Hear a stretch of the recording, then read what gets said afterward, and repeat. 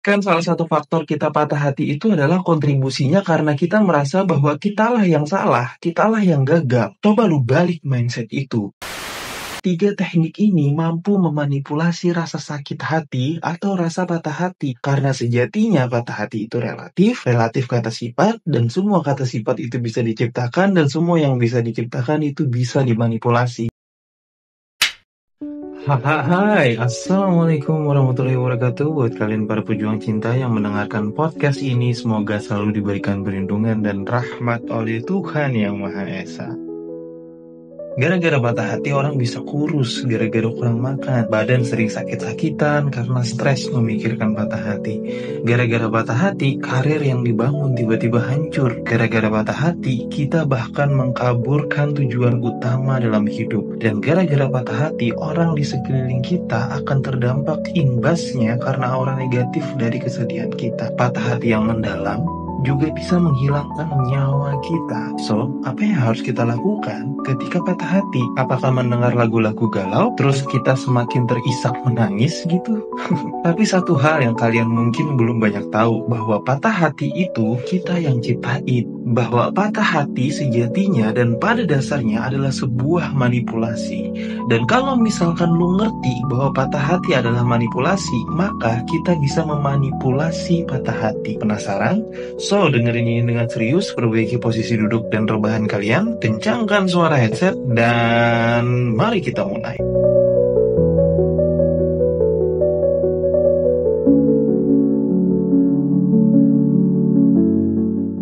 Memanipulasi patah hati yang gue maksud di sini adalah memanipulasi rasa sakit hati dari patah hati tersebut menjadi sebuah kenikmatan dan rasa syukur. Yang pertama, lo harus yakin dulu kalau patah hati itu kita yang ciptakan.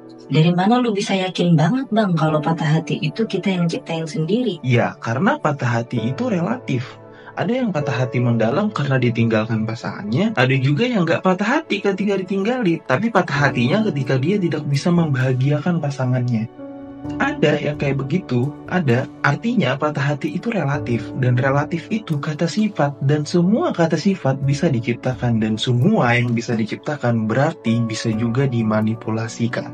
Nah, bagaimana caranya memanipulasi patah hati agar kita menjadi pria yang mindfulness, tenang dan mampu menikmati proses? Gue udah nyinggung mindfulness ya. Oke, tips yang pertama adalah mindfulness tentunya. Jangan sampai lu terlalu fokus terhadap hasil, bahwa lu gagal membahagiakan pasangan, bahwa lu gagal mempertahankan hubungan, bahwa lu itu gagal dalam menjaga pasangan.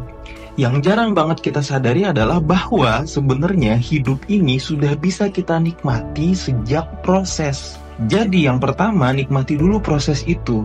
Proses sebuah kesalahan, proses salah pilih pasangan, proses bahwa lu dibohongi, dan proses bahwa lu dikhianati. Belajarlah untuk menikmati proses itu dulu, untuk menemukan relativitas sakit hati.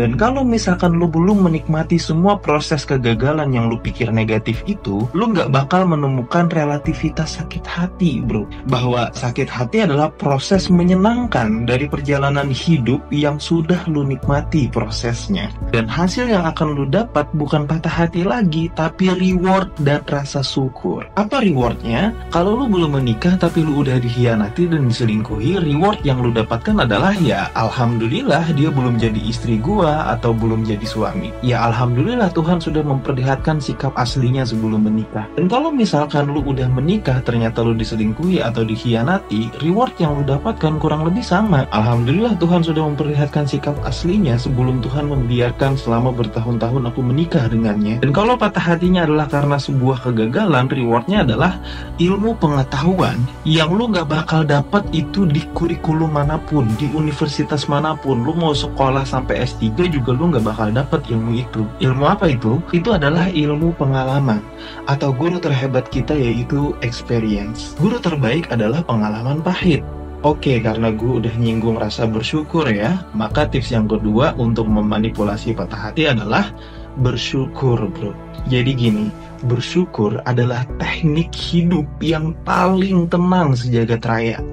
Bersyukur membuat hati kita lebih luas dan plong. Bersyukur itu bahkan levelnya di atas rasa sabar, bro. Dan bersyukur bisa mewakili sebuah ketegasan dalam hidup. Dan bersyukur juga adalah sebuah keberanian, bro. Gue jelasin pelan-pelan ya. Bersabar adalah sikap yang baik. Bahkan Allah bersama orang-orang yang sabar. Tapi bersyukur itu jauh lebih nikmat, bro. Bersabar itu lebih ke kayak keinginan yang akhirnya kita tahan. Dan keinginan yang ditahan itu rasanya nggak enak. Orang-orang tertentu bisa menikmati sabar, tapi beberapa orang banyak yang nggak sanggup dengan rasa sabar. Dan efeknya adalah dia bakal berubah menjadi pribadi yang sangat-sangat buruk karena sudah keseringan sabar. Coba perhatikan bedanya. Kalau lu nggak punya duit, lu hanya bisa makan mie instan. Lu tahu makan mie instan itu nggak baik buat kesehatan. Lu tahu makan mie instan itu kalau keseringan tuh enak dan gak enak gitu. Tapi ya apa boleh buat, namanya juga lu nggak punya duit. Lu ngekos terus lu punya pendapatan yang sangat-sangat cukup bahkan kurang. Nah di situasi ini lu bakal bersabar kan? Sabar dulu, yang penting bisa bertahan. Ya udah gak apa-apa, makan mie dulu, sabar. Gitu kan? Nah hati lu bisa lebih tenang tuh, benar.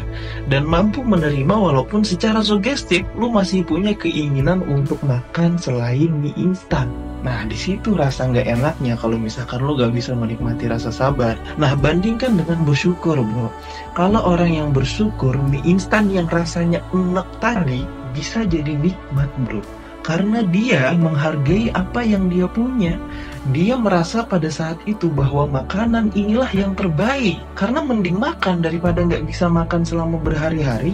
Nah rasa syukur bisa memanipulasi rasa sakit hati, patah hati, dan keinginan yang tidak terpenuhi. Orang yang pandai bersyukur, dia paham tentang keterbatasan diri. Makanya orang yang bersyukur itu nggak banyak hutang, karena gaya hidup dia sesuaikan dengan apa yang dia punya. Bukan apa yang dia punya disesuaikan dengan gaya hidup, kebalik. Nah, di dalam hubungan juga sama. Semua yang kita punya, bahkan mantan yang pernah menyakiti kita, itu adalah sebuah nikmat yang ternilai. Apa nilainya? Nilainya adalah pengalaman yang gak bisa lu dapetin di universitas manapun yang gue sebutin tadi. Pelajaran yang sangat-sangat berharga untuk melatih mental kita, memperluas hati kita untuk menjadi lebih bahagia dan tenang. Maka bersyukur adalah salah satu cara paling ampuh untuk memanipulasi rasa sakit hati menjadi rasa yang nikmat. Terus yang ketiga, percayalah bahwa dia yang gak sanggup, bukan kita. Cara yang ketiga ini cukup ampuh ya. Biar bisa bikin patah hati lu tuh jadi lebih gak ada apa-apanya. Lu harus meyakini bahwa pengkhianatan itu adalah sebuah ketidaksanggupan dari dirinya, bukan dari lu. Kalau misalkan di sini posisinya lu yang dikhianati atau lu yang ditinggalkan, nah dengan cara ini lu bisa jadi lebih menghargai diri. Kan salah satu faktor kita patah hati itu adalah kontribusinya karena kita merasa bahwa kitalah yang salah, kitalah yang gagal. Coba lu balik mindset itu, bahwa yang mengkhianatilah yang gagal, dan lu yang dikhianati itu nggak gagal. Pahamilah bahwa dia yang tidak sanggup menjalin komitmen, dan lu adalah orang yang mempertahankan komitmen. Dan jangan terlalu melankolis atau dramatis ketika dia udah dapet pasangan yang baru. Tetaplah fokus kepada diri sendiri dan anggap bahwa lu dan dia itu hanyalah sebuah ketidakcocokan, bukan sebuah kegagalan. Jadi intinya ketika lu fokus terhadap apa yang udah lu lakuin buat pasangan dan ternyata dia menyakiti lu atau mengkhianati lu, yakini bahwa lu udah melakukan yang terbaik buat dia, bro. Dan semua perbuatan baik lu ke dia, semua niat baik lu ke dia itu nggak pernah sia-sia.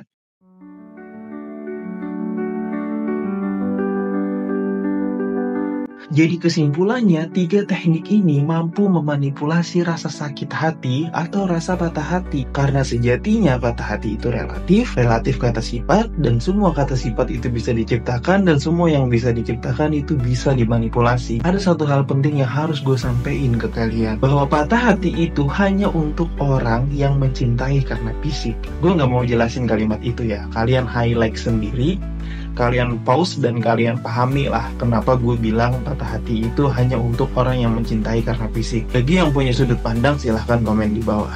Semangat para pejuang cinta, tidak ada unsur provokasi dan merendahkan gender tertentu. Semua narasi dan statement dalam video ini bersifat substansial dan kondisional. Semoga bermanfaat dan jangan lupa bahagia.